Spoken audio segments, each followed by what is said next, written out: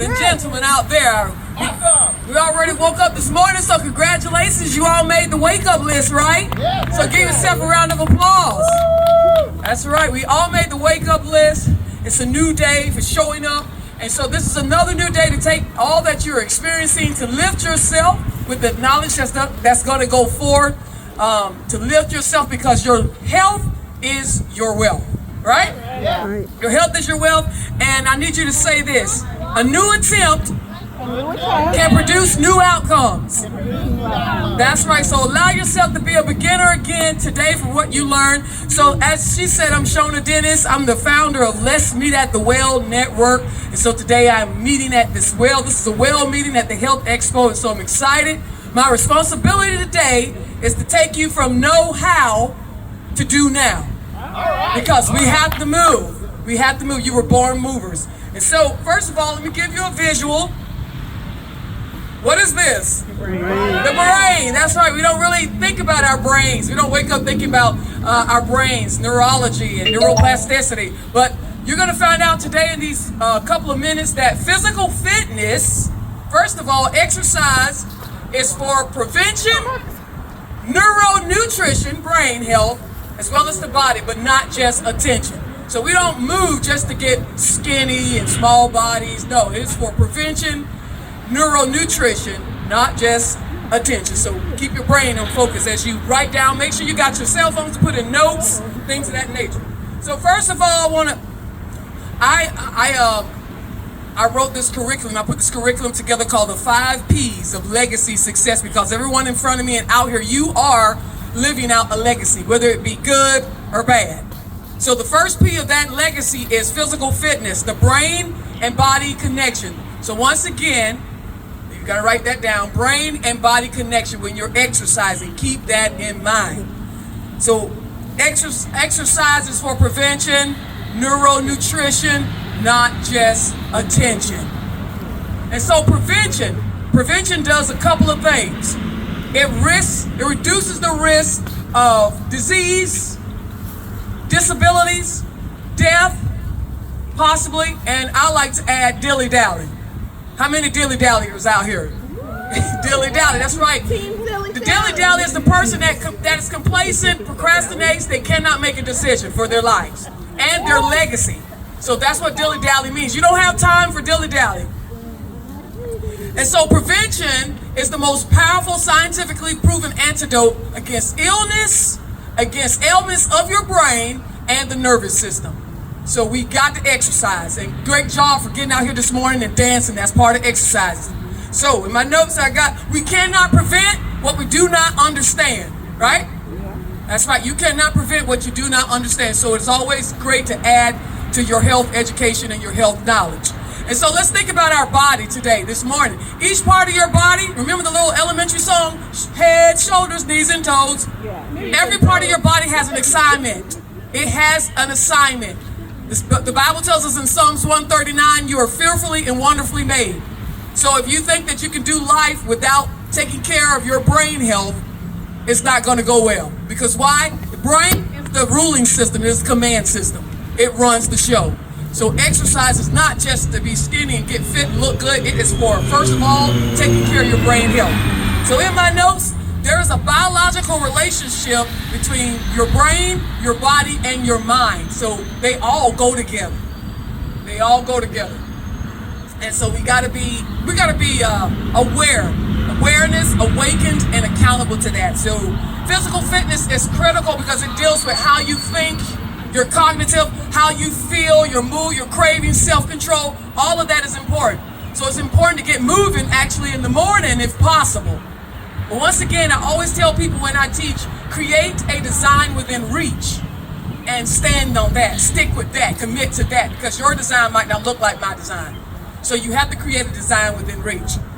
All right, and so physical fitness and exercise has to do with boosting your brain growth as well and brain power, as well as repairing and maintaining brain cells on a cellular level. So it is important to exercise. And also, if you do not exercise, maybe you start today, a lack of inactivity has to do with brain shrinkage. Wow, nobody wants your brain to shrink, right? You probably did not know that when I researched that and found that out, that if you were not moving as much, your brain was shrinking at whatever pace it was in your body, for your body, your health. So it's important that we move. And brain shrinkage has to do with dementia. And most people, research says that most people when they're 65, and if dementia, if it's not something genetic and if it's just something that's going to happen, it started when you were in your 30s and you were not aware of it. Your brain was shrinking due to, could be, genetically, but it could also be to just lack of physical fitness. So we don't want to do that. So movement, you were born to move. You were born to move, and a lot of us have engineered movement right out of our lives. With our cell phones, we're so busy, we're distracted. We have engineered movement right out of our lives. When you were born to move, you have to move. Movement and momentum is important. So let me tell you what exercise, physical fitness does for the brain as well as the body. So once it increases brain power, it repairs and maintains the brain at a cellular level. And here's some of the little names that you wake up when you start moving. Neurons, neurochemicals, neurotransmitters, serotonin, endorphin, the GABA. And there's this one big word, I think it's neuroepinephrine. All these things start leveling up when you're moving. That is great. You wouldn't even think about these things. And so these levels, these messengers, and these hormones begin to increase. Your brain begins to increase. It is important that you move. Once again, physical fitness is for what? Prevention and neuronutrition, not just attention. So here's the application for you. This is what you got to do. I'm going to just give you the basics, the know-how to do now.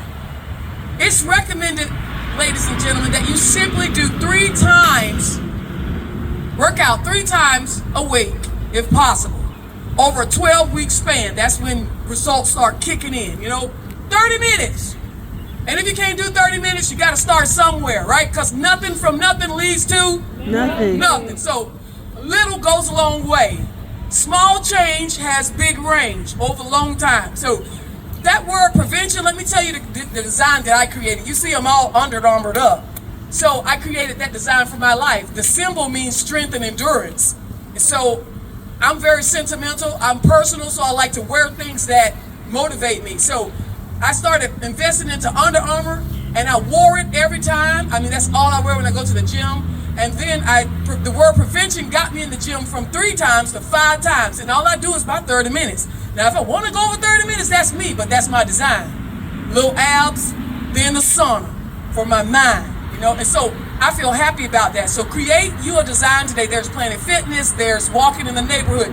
If you got some limits, there's wall exercise. There's belly dancing. There's slow jogging. There's so many things we are without excuse, right? So 3 times a week over a 12-week span. If you do it in the morning, who's the AM people? Yeah, I'm AM. So if you're AM morning, it's recommended that you do it if you can. We know there are people that have some medical limitations, but do it in the morning in a fasted state. Don't eat. That gives you more of a hormonal optimization, and that makes your body have to draw from what's already in there. I'm happy about that because I'm like, yeah, the flood, you got to go from, you got to pull from something. So fasted state in the morning, but if you do it later on in the day, 2 to 3 hours after your last meal. And then if you want the nighttime people, you're getting off from work, you got to do it at a time that you will follow through, right? It got to be a follow through time. If you're not going to follow through at 9 o'clock, don't do it.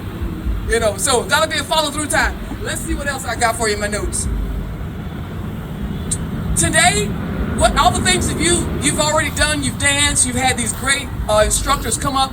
It's about information. Knowledge is powerful, but applied knowledge is more powerful. It's about what you do with what you know.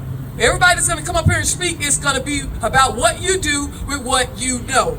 And so, little goes a long way.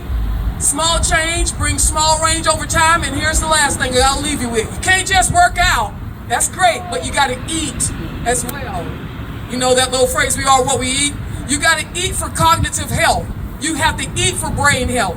Now, I don't have all day to explain what that looks like. That's why you got Google. You got to eat for brain health. And guess what? Here it is. When it comes to food, I reward myself as well, definitely 5 days a week. But Every bite and every drink that you take is a choice.